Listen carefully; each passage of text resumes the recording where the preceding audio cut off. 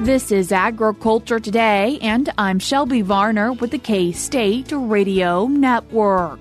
AJ Tarpoff, K-State Extension Beef Veterinarian, starts off today's show explaining the benefits of the Beef Quality Assurance Program for producers, beef cattle, and consumers. He has upcoming training that he also highlights for listeners. The show continues with part of a Crop Talk webinar with Jonathan Aguilar, K-State Water Resource Engineer, with his presentation on about getting the most out of irrigation water.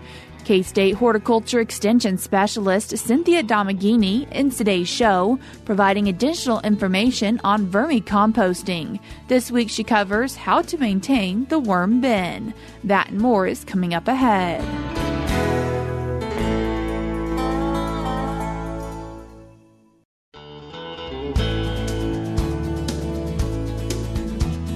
You're tuned in to Agriculture Today, and we start our Thursday show talking about beef quality assurance with K-State Extension Beef Veterinarian AJ Tarpoff. AJ, thanks for joining us today. Always a pleasure to be on. AJ, what is beef quality assurance, or something often also referred to as just BQA? Yeah, the Beef Quality Assurance Program. This is a nationwide coordinated program that is state implemented. That is a program our industry has come together and shared ideas of what do we do to get better. As an industry, over time, long term, what do we do to get better? And that's where the BQA comes in.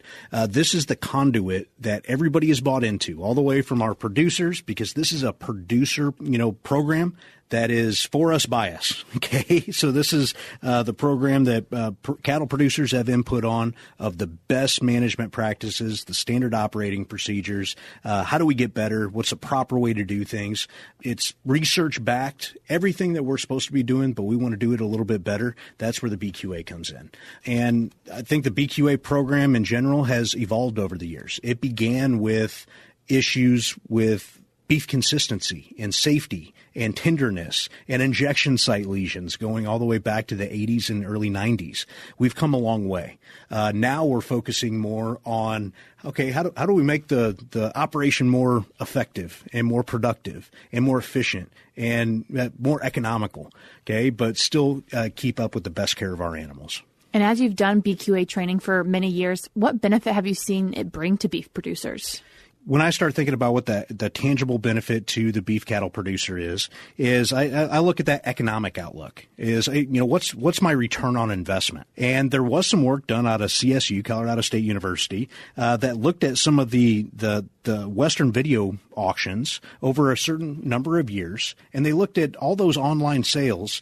Was the cattle producer selling those animals BQA certified? And they did this over a number of different years and, had all the inputs and outputs. And what they were able to find is, after looking at over 8,000 lots of sales over a number of different years, that just identifying that the producer is selling the animal, that they took time out of their daily lives to go get a certification every 3 years, that's beef quality assurance, brought an extra $16.80 per head. So to me, that's a tangible benefit. But let's look at it in real life. Yes, that, at dollars and cents, that's a big driver.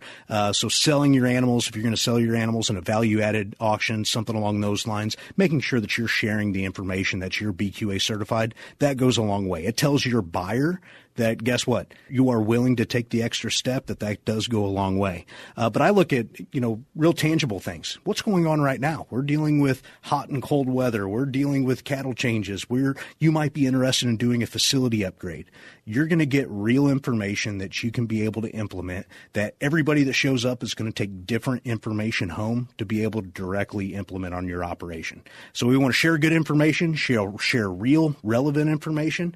So I think it's beneficial for all cattle producers to stay up to date with what's going on in the industry. And you really shared this as a program by producers for producers, but really creating then goodness for the beef cattle herd as well? It is. So this is all to benefit the producers, but also benefit the animals, right? Staying up to the best management practices. How do we better care for our animals?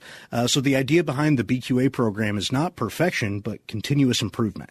We're trying to get better this year than what we were last year, than better than we were last decade, right? We're trying to use that real information to have the continuous improvement, and that's where this conduit, the BQA program, where all of our cattle producers can buy into this, to stay up to date, be relevant. Let's stay on top of what's going on, and let's get better as a beef cattle industry. And we know a lot of times beef cattle come to the consumer, and do the consumers care about producers having BQA training? I'm glad you brought that up. So the Beef Quality Assurance Program has actually been used more extensively with communications with our beef cattle consumers as well as trade partners throughout the world. That the Beef Quality Assurance Program resonates with our consumers, the people that buy our products. That we know this program is great for us as inside the cattle industry, but it also has some real tangible benefits to people outside of our industry. And I'll kind of explain that our average consumers, 3 to 4 generations removed from the family farm. They may not understand how or why we do things, how we raise animals, but when they find out that there is a voluntary continuing education program called the Beef Quality Assurance Program that cattle producers take time out of their daily lives to get certified every 3 years to stay up to date on best management practices, that resonates with our consumer, because our consumers thinking, well, continuing education, that's for professionals. And I remind them all the time that we are professionals. Raising food, that's a profession, and that's exactly what we do is we take care of our animals day in and day out, 365 days a year, to be able to look after their well-being, to be able to have that quality product that we can serve to them on a plate. What are some major changes you've seen through the past few years when it comes to BQA? I think some of the major changes, we've just upgraded our manual so that we have a continuous improvement of more and more modules and information and resources at hand through the BQA website. BQA.org, O-R-G is our BQA website. That's what's coordinated nationally. There are manuals. There are assessment tools. There is information there for anyone and everyone. If you have questions or don't even know where to begin, you just want to get better, it's a great resource for anybody to be able to look up, to be able to help. There's information on calf raisers as well. So if you're thinking about, dealing with baby calves, there's a whole manual series just for that. What does training look like to become BQA certified? So the BQA training here in Kansas, because this is a state implemented program, you can get BQA certified online anytime. It's free of charge. You can get on the BQA.org, go through the online modules. Or one thing that we really like to offer in cooperation with our Kansas Beef Council, who sponsors these meetings, is we do in-person meetings. Typically, we do about 6 of them scattered throughout the state every year. We're doing 3 and 3 this spring and then 3 in the fall. So if you have interest in your local area, keep your eyes peeled. You can find more information about these 3 in-person meetings coming up on the Kansas Beef Council's website at kansasbeef.org or at the KLA website at kla.org, as well as our beef extension website at ksubeef.org. What are the dates and these locations of these 3 trainings that are coming up? Yeah, the 3 trainings coming up here in March.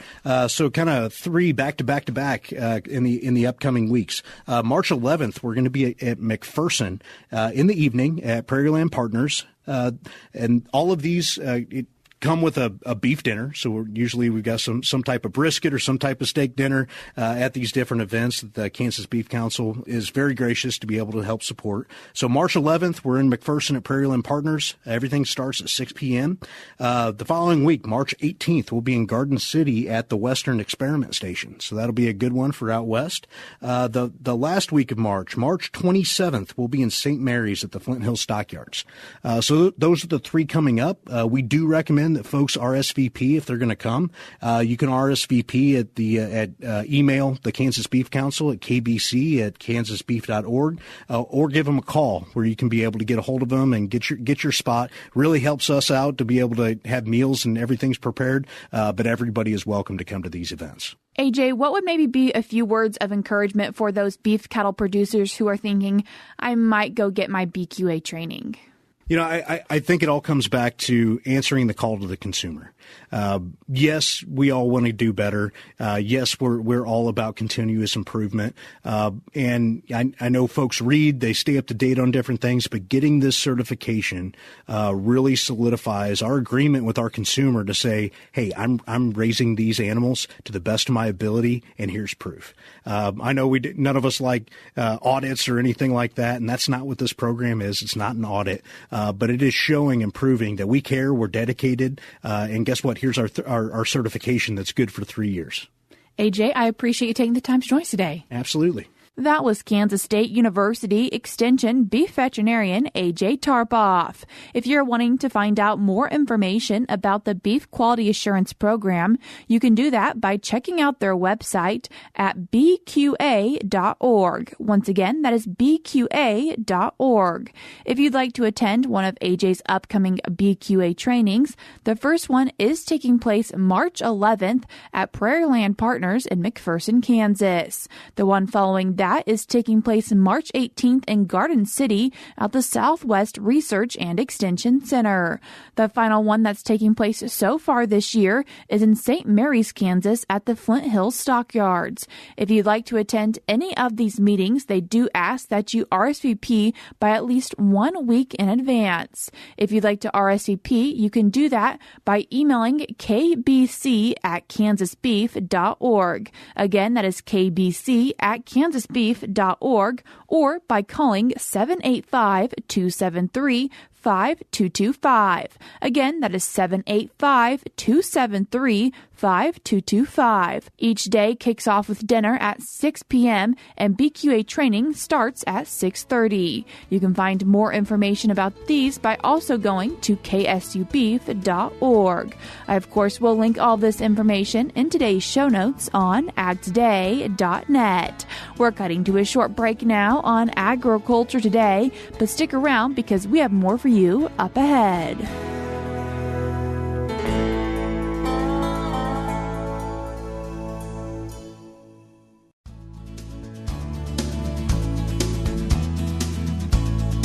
You're tuned back into Agriculture Today, and we continue our show with K-State Water Resource Engineer Jonathan Aguilar with part of his Crop Talk webinar presentation titled Make the Most Out of Your Irrigation Water.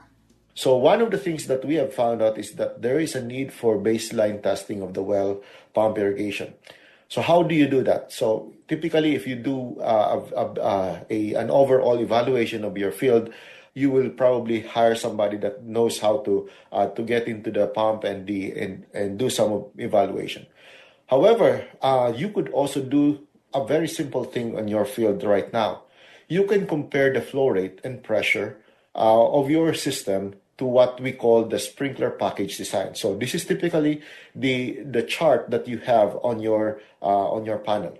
You would like to make sure that what you are getting out in the field is the same as what the sprinkler package is. So if they are not comparable, then there's a reason for you to do a more testing, or you could ask for some help on how to do that, or you could dig more on yourself. One thing that we also assume is that regulators are going to perform over a lifetime. It is not. In fact, I think in some of the manufacturers, they recommend 5 years, or in some cases, you could stretch it up to 10 years. But at some point, it is going to, it has a point that it's going to wear and tear. If needed, you might have to re-orifice your package, adjust the impellers, speed the pump engine, modify the generator pulley, because sometimes the focus of the generator or of the engine setting is to be able to get that 480 volts, which is good. But also you have to account for what is the pressure that you really need in your system, because even though you get a 480 volts and your pressure is still low, then you are probably not going to have a good performing system. And the fifth one is, if the well can sustain the yield, reduce pivot flow rate to 5.4 or 6.7 gallons per minute per acre, which is applicable for most row crops. Number 2, so evaluate opportunities for better water use. What we have seen with some of the farmers is that when they created an all-farm water use spreadsheet, they were able to see, oh, okay, so my corn seems to be getting a lot more of what I have in terms of irrigation, and maybe I could shift into different types of crops. So if you group them, the water use by crop, you could actually do some evaluation of your system and see, okay, maybe I could focus more on having this type of crops rather than this, because it seems like I could be able to work with what I have in terms of my water use. And in most cases, we would like you to focus more on not on the total yield, but actually use the yield per unit water used, or what we call the crop water use efficiency. So it gives you an idea of how much grain or how much yield you are able to get per unit water that you applied. So refocus some of what we are thinking, because not all crops are the same. So this is just, for example, looking at the peak water use timing. So maybe if you have an irrigation system that have difficulty trying to have that much of a water, maybe you could half your system such that you have two crops that are using the peak amount, the peak water use of that water is not going to be the same for those two crops. So you could spread out the water use for that system. Or depending on what you have on your system, you might be looking at, maybe I don't have to be looking at corn right now. Maybe since I only have a small allocation, maybe focus more on the grain sorghum or some other crops that probably doesn't need that much of a water to be able to attain the yield that you would like to get. So the next item here is apply water evenly in the field. So it makes sense. If you're going to put water, an inch of water, you would like to get that water 1 inch all throughout. But we do have a very complex system. So one, you would like to make sure that you have your pressure going on, properly maintained. So 5 psi more than the regular setting is typically what we would like to have you to maintain, just because those pressure regulators are going only to work if they have 5 psi more than what it is rated for. If it is less than that, it's not going to work well. Monitor the center pivot system and tower pressure. So if you have those devices or you have your monitoring subscription, look at them, because particularly in some of those high-end or the higher locations of your field, your pressure might not be enough. And the only way that you could find it is through those AgSense or FieldNet or FieldWise or whatever system that you have. Try to monitor them and see if there's anything unusual in what it is doing. Evaluate the seasonal graph of pressure and position. So you would also see here if there are some areas where you are actually low, your pressure is going down or going up, so that you could make some adjustment beforehand. Aerial imagery to be able to monitor the crop development. So not only are you going to use this to do some field observation, but also for sprinkler patterns. If there are rings in the field, most likely there is some water-related or sprinkler-related issues about it. If it is a ring on the system, on the images. Increase the last 3 sprinkler flow rates on overhang to apply water more evenly after removing the end guns. So this applies to those that have removed their end guns. There's a possibility that that flow rate is going to decrease.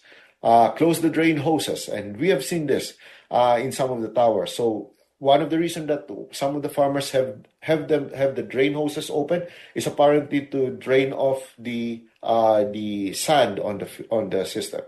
Well, if you have sand, you have to deal with it on the filter, not on the end of the hoses, because those drain hoses are actually applying more water than you actually need.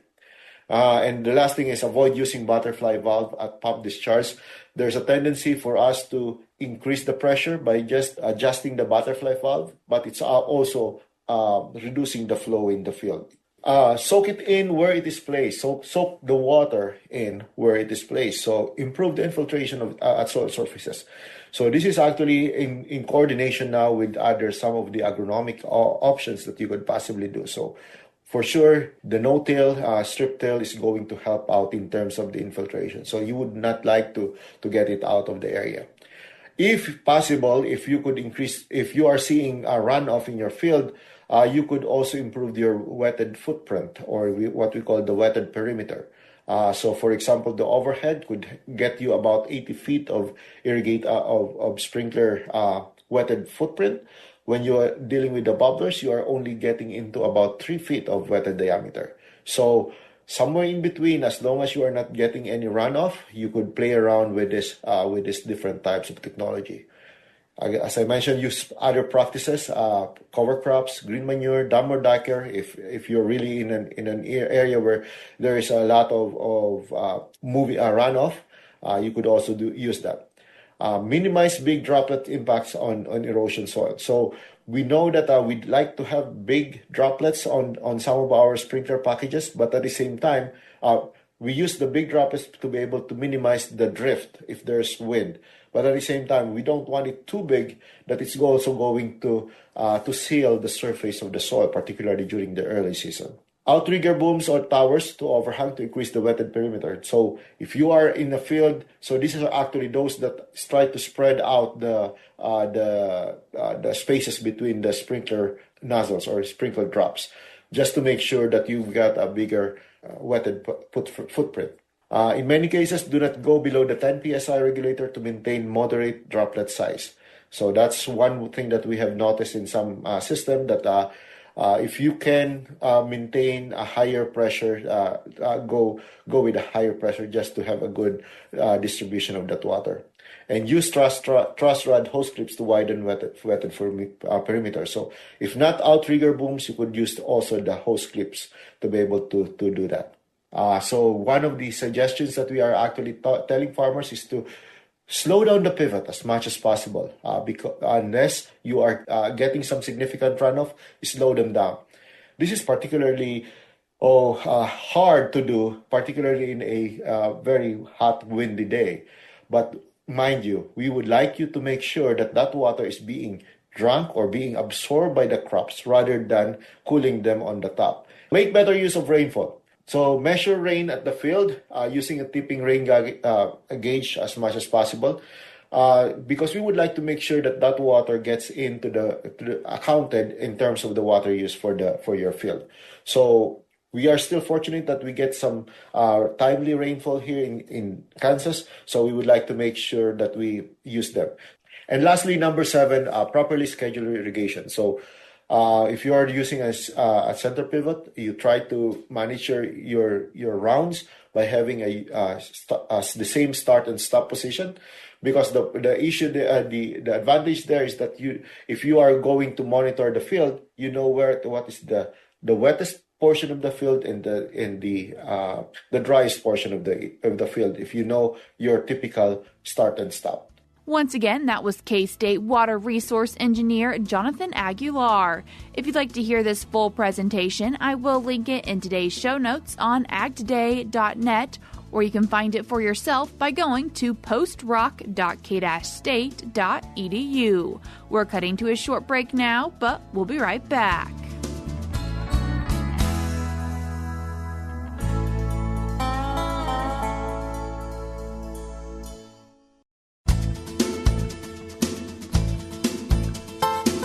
This is Agriculture Today. Along with Shelby Varner, I'm Jeff Wickman. Last week we introduced the topic of vermicomposting, which involves raising worms in a contained area to harvest waste for fertilizing gardens and houseplants. This week we continue that conversation with K-State instructor and horticulture extension specialist Cynthia Domenghini. Cynthia, last week when we were talking about vermicomposting, we talked about really what it does to benefit the soil, how we get the worm bin set up. Now we're kind of moving into how do we actually feed the worms? What goes into that process? When you're taking care of a vermicomposting bin, it's going to be very similar to a traditional compost heap. So the materials that you would add to your traditional pile typically will be appropriate for a vermicomposting bin as well. Things like fruit and vegetable scraps, eggshells, coffee grounds, and paper. The idea, though, is if you cut them into smaller pieces, the worms will be able to eat them faster, and you'll be gifted, I guess you could say, the castings more quickly. You want to avoid the same things as you would avoid with a traditional compost pile as well. So no meat, no dairy, no oily products, and avoid citrus fruits as well. I guess I'm wondering, how much do we throw in? Is there a limit to how many scraps we should be putting in? Definitely. Yeah, and so this is where checking in on your worm bin every few days is a really good idea. When you're starting out, you're going to have to figure out how much are my worms going to be able to eat. So there's not just a hard and fast rule of this is how much to feed them every few days. You'll need to monitor your bin to get a feel for how frequently and how much food you should be adding. So if you check 3 days after you add food and you notice that there's still a good quantity of food, then you don't need to add any more. But maybe a few more days after that, bury a few more pieces of those fruit and veggie scraps. If, however, you start to notice that there is a foul odor coming from your bin or mold, especially, you are likely adding too much food, and you need to consider removing some of that food, maybe adding in some additional bedding to help balance it out again, and then feed less than what you've been feeding. So it's going to be a process to figure out how much your worms are going to eat. And as your worms reproduce, you'll notice that you need to add more food more frequently. With a traditional compost pile, we can get away with adding scraps and scraps and scraps. With the worms, you do have to be a little bit sensitive because they are living creatures. So they're only going to be able to process so much of the food that we give them.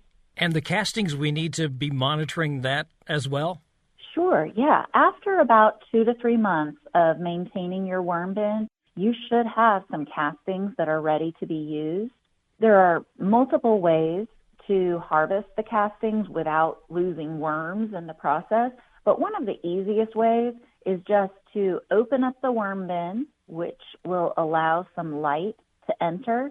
The worms are going to dig down deeper to avoid that light, and after an hour or so, you should be safe to remove the top couple layers of the castings, and then those are ready for use in the soil. So what we're doing here is we're actually taking the scraps, so we're cutting down on food waste in a sense, or at least what goes into the landfill, and giving our garden a really good organic boost. I would say that although it does use some of the food waste, I mean, realistically, it's not cutting. Having a traditional compost pile in addition would really be best, because you're not going to be able to use all your kitchen scraps in your worm bin. You're still going to have some waste. But like you said, the big benefit is the nutritional value that those castings are going to bring to your garden, a really rich source of organic nutrients for your soil. That's Cynthia Domenghini, a K-State instructor and horticulture extension specialist with information on vermicomposting. She says the ideal location for the worm bin is somewhere that's out of direct sunlight and stays between 60 and 80 degrees. And that'll do it for this edition of Agriculture Today. For Shelby Varner, I'm Jeff Wickman. This is the K-State Radio Network.